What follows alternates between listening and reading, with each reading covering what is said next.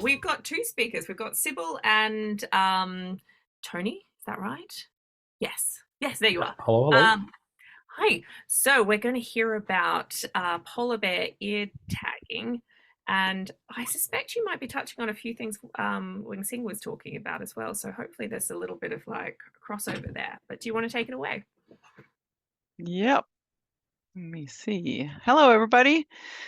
So yeah, I'm really glad that we finally have the chance to update you a little bit on quite a long project.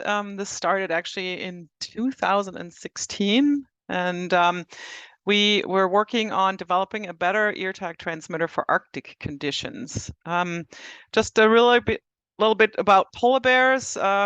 We have about 25,000, but there's a huge span, about estimates between 22 and 31,000, and a lot of lack of knowledge. All the gray, we have no idea really of what's going on. And in some populations, we currently have a decrease, mainly due to climate change and disappearing sea ice.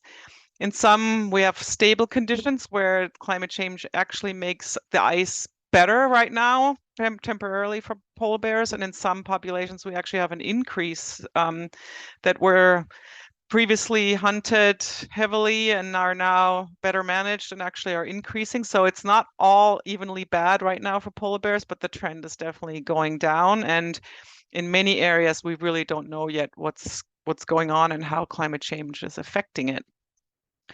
Um, Polar bears right now are studied through mark recapture mainly and some of tagging projects. So in 1988, I just wanted to give a comparison. Your phones, if you had any, looked like this. And in 2023, hopefully they look something like this. In 88, the polar bear or tags in general, radio collars looked like this, and they still look like that. So nothing much has changed in that regard for technology on monitoring of satellite collars or radio collars. And for ear tag transmitters, which is the only way we can really tag male polar bears because their necks are so huge that the collars don't stick. They just can put them off. The ear tag transmitters that have been widely used in other species in the Arctic really don't work well because ice builds up on the external antennas. They break off. People have been trying to glue tags onto fur, but when you can catch polar bears pretty much right after that, they molt and then they lose the tags again. So for us to really monitor polar bear males or young, really fast growing animals, there's just not a good way right now to do that. And so in 2016, we assembled pretty much all of the polar bear scientists that work on population monitoring, and then we brought tech companies specifically on from Silicon Valley that worked on internal antennas and development of better phones, and said, well, can you help us in the conservation community to develop better ear tag transmitters? And so we brought also community members who oftentimes have concerns about tagging polar bears, that they affect polar bear hearing or whatever in lifestyle that they can't survive so well. So we all came together and put requirements together, what we want from a better tag. And so the specifications that we brought to the development community were that, one, we really wanted a small size transmitter that can be on a polar bear's ear, that doesn't impede them, that has small dimensions, specifically maximum what you see here, that don't weigh more than 40 grams, that have a battery life. So there are some tags that were used on polar bears, but they usually didn't last more than about 3 months because of the cold. The battery really wore out fast. But we wanted something that if we put it on, that it at least goes through 1 calendar year, that we can follow the whole year of the life cycle.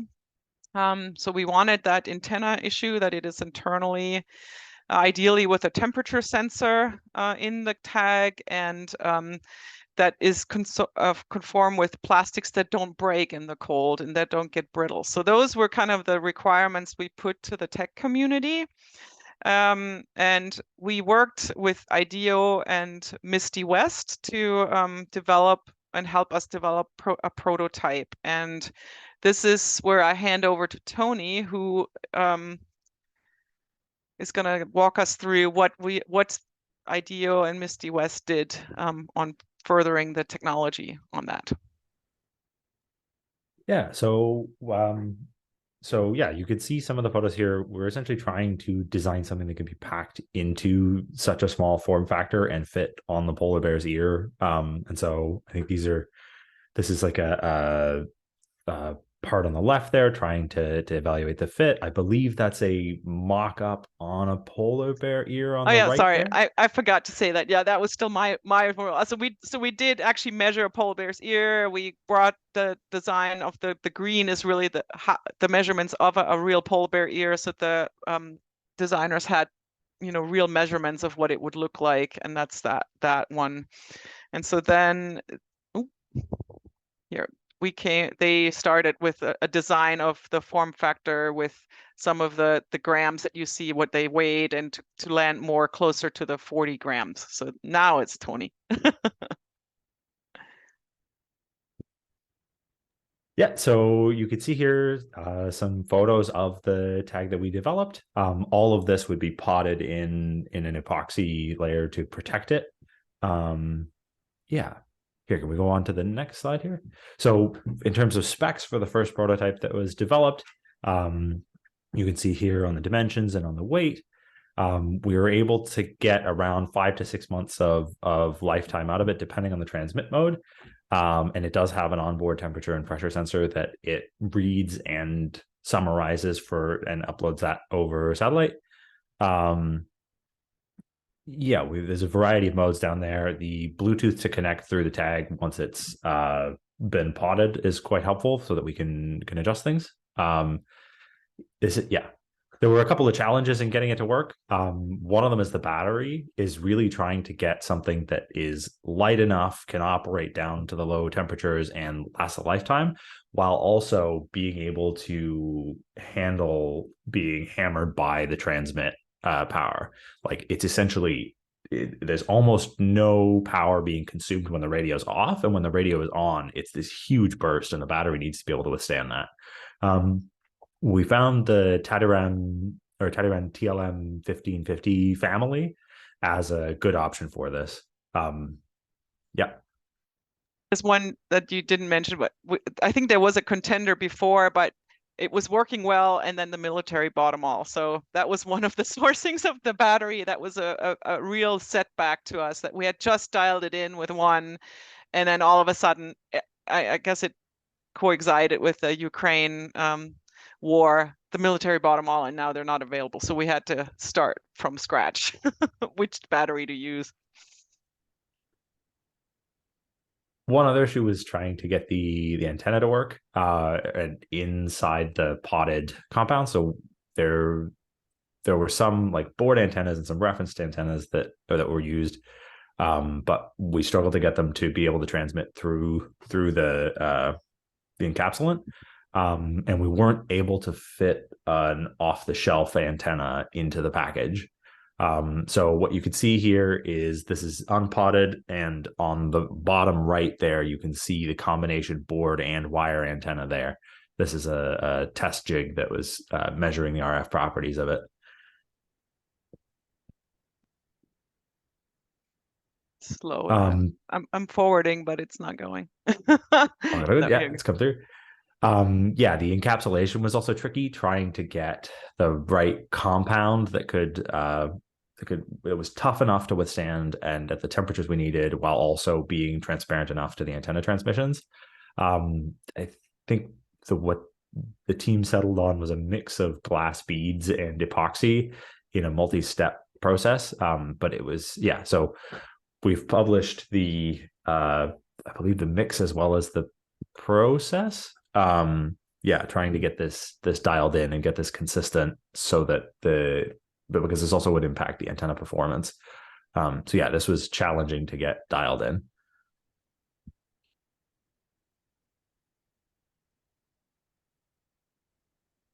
All right, it's really slow. All good. There were some future considerations out of this project that we were looking for. So implementing the ability to switch the tag off externally with a magnet would have been quite helpful here. The first implementation had some current leakage problems and was bypassed. There's further things that we could do to reduce the power consumption. So, like, for example, there's, I believe, the next generation of Argos chips have come out that can perform there. There's some things we could do there's further tuning that we could do. There's further component swaps. The potting process was quite finicky. And so, finding a partner that could make that process very consistent and more automatable or more quick to do would be quite helpful here. Yeah. So in terms of results, we delivered 5 prototype trackers. We've also open sourced all of the design files over at that link there, which I will share in the chat after this. I don't believe they've gone on to polar bears yet, though, right? No, I mean, the problem is that the prototypes themselves weren't reliable enough yet to really deliver them on wild polar bears. And because of some of the challenges still that we haven't resolved, like the on-off switch and what Tony said. So we've only tested them in the field, without putting on a polar bear. So we wanted to resolve and before we bring them to market, before we put them on polar bears themselves. So we've just walked around with them, and they did work, but as Tony said, there's still some challenges to resolve to bring them to market.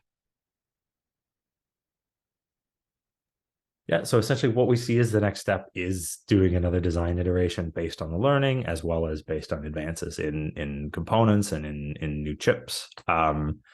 There's a couple of paths that we see forward for funding, or essentially enabling the work on that.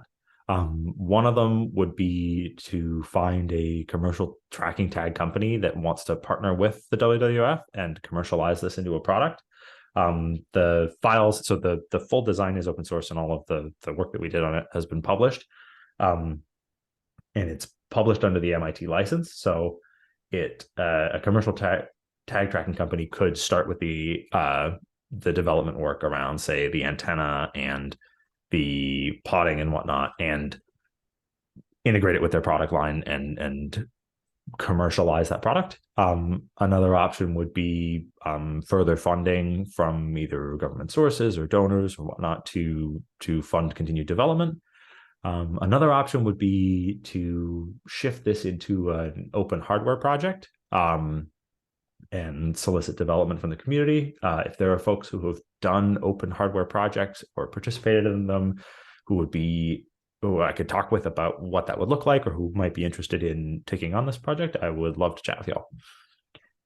Yeah, and I guess to basically reiterate why tags really haven't developed since the 80s is that cost point, because we as WWF and the U.S. Fish and Wildlife Service have put in quite a bit of money into this point for this, just making this progress where we are.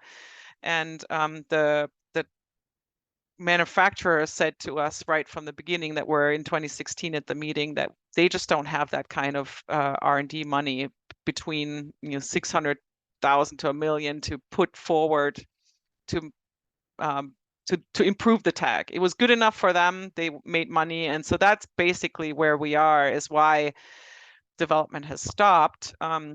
It is quite a bit of money, but I think we're far enough ahead now that what we have developed so far could be taken up by a tech company without putting much more money into it and hopefully commercially produce it. And so that's basically where we are, but it's not come to market because of a few things, especially like the potting also, that these companies know how to do. They do it with collars, that they could take the internal development of the antenna and integrate it. So we actually are looking for input you guys might have and ideas of how we could connect to companies or what what ideas you would have to take it forward. So that's kind of where we are with this. It's further, but it's not quite done. And I would love some input and questions. So there was a lot of chat, conversation in the chat from different community members. Brett, do you want to jump in? And then Thomas and Akiba, I might throw to you guys because I can see you guys have comments. Oh, Brett, I know I was chatting to you and you weren't talking about. Do you have a microphone?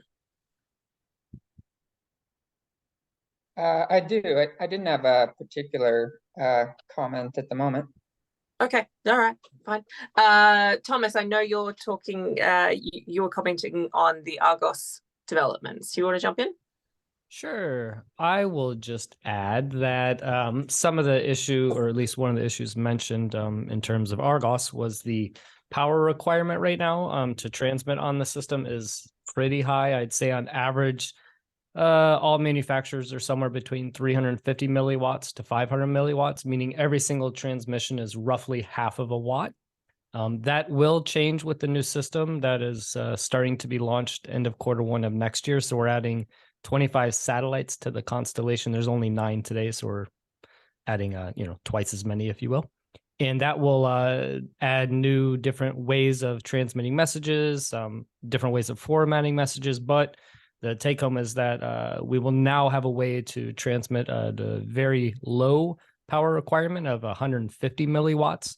So that will help improve battery longevity. Maybe you can just simply use smaller batteries that are more appropriate for that type of environment, things like that. So, yeah, we're super excited about that. Also, I think from what I remember of talking with the engineers that were working on this, there was some optimism about being able to retransmit less because we're more likely to hit a satellite with more things up there. So yeah, we're really excited for this new constellation to come up, and I think that's going to open up a lot of new applications for this. Yeah, to quickly add to that. So today, worst case scenario in terms of when you would see a satellite, so the frequency, or I should say the gap between satellite passes can be almost 6 hours at the equator. That will improve to about 15 minutes at the equator. But at that point in time, we're looking at probably Q4 2024, Q1 2025 for that to happen. But quite significant. And then, of course, as you get closer to the poles, it's almost real time in terms of satellite availability once the whole constellation is built out.